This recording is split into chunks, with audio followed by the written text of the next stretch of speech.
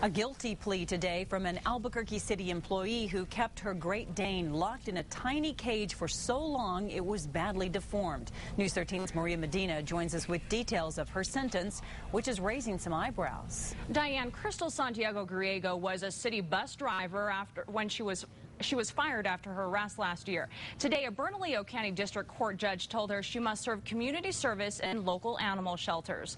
Last September, animal control officers seized Santiago Griego's cats, a dog, and that badly deformed Great Dane that had spent most of its life in a tiny cage that it could barely walk.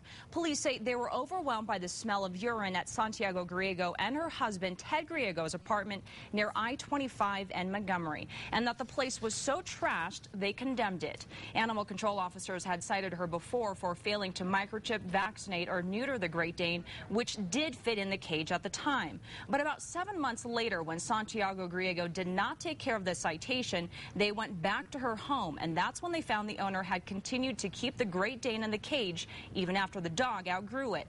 Today, she was sentenced to 280 hours of community service in animal shelters, a sentence Heather Ferguson of Animal Protection of New Mexico does not agree with.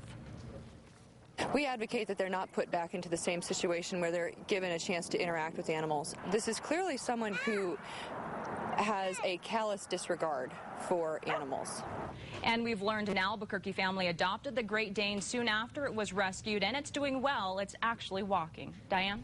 All right, thank you, Maria. Santiago Griegos' husband, Ted, pleaded guilty to a misdemeanor charge of animal cruelty and must serve 32 hours of community service. The couple is banned from owning animals.